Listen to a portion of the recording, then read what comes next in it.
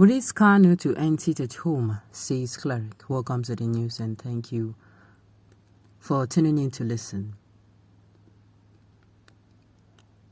The Monday sit at home will not stop in Igbo land until the leader of the indigenous people of Biafra, Nnamdi Kanu, is released by the federal government. A cleric, Bishop Abraham Ode, has said. That is also one of the things that will stop it. Sincerely.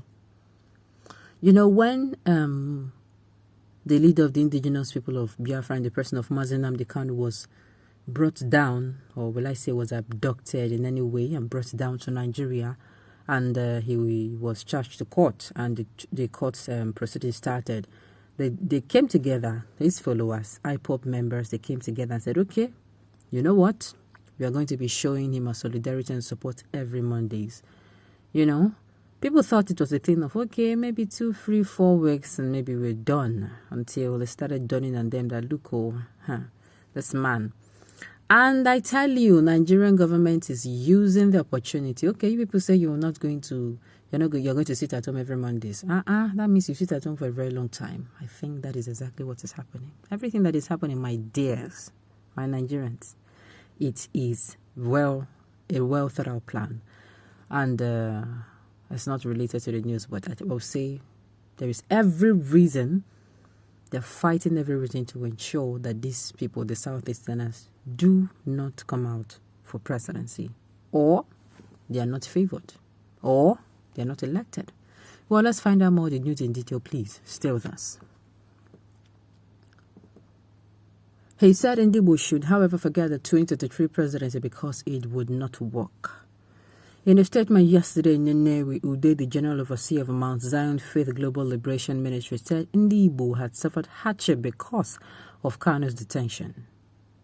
He urged the federal government to stop the sit-at-home by releasing the IPOB leader to save the Igbo from further punishment. Ude said the Igbos were being eliminated in installment because of a continued detention of Kanu by the federal government. He said those wasting their time talking about Nigerian president of Igbo extraction should know that it won't work. I have never supported that project. Who tells you that an Igbo man will be allowed to test that seat? But if by accident an Igbo man is made president, he will not last on the seat. So it has been revealed to me. Well, people do not understand. This man is coming out to say this not because he's saying it because he wants to, he's threatening, or it is because, number one, the IPOB, they are no longer in charge of that rule anymore. You know, IPOB members came together. I'm sure those who are maybe in charge, they came together and agreed that, okay, no seat at home. And the people, of course, to show solidarity to their leader, they said, okay, fine. Until thugs hijacked this thing.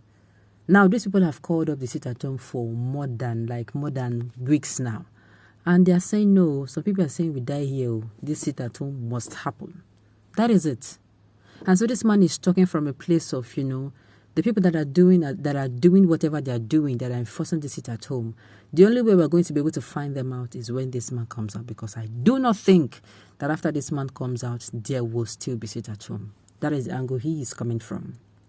Or that is how I see it. So it's not like he's giving an ultimatum or whatever. And I think the government is also banking on this, making sure that you want to destroy your region, go ahead. Yes. If I must say, the Southeast region, their economy, it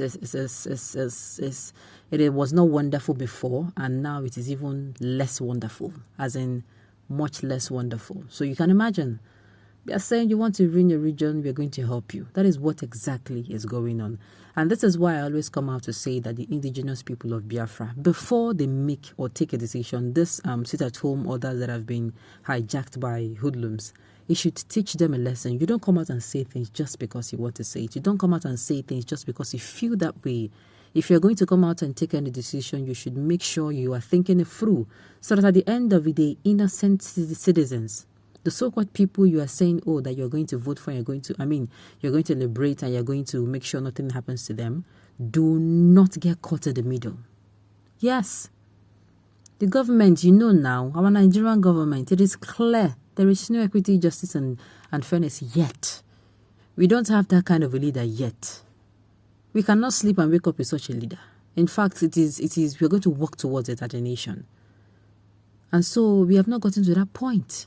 For that reason, whatever you're doing in the spirit of, we want our leader out, make sure, they should just ensure that at the end of the day, they are not going to do things that in the long run, these people will hurt. The people are suffering enough.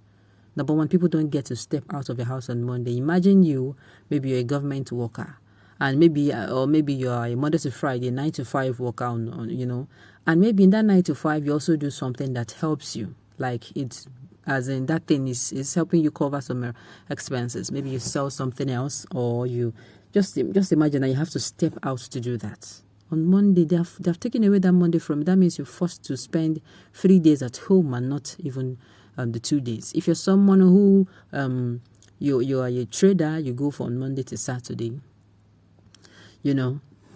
On Monday you're not allowed to resume business. Imagine you have one unfinished business on Saturday nights, and you're supposed to tell the person, don't worry, Monday morning I'm going to come out and I'm going to make sure I attend to you, and you just remember that it's not possible, and maybe that person is supposed to be traveling or something of that sort.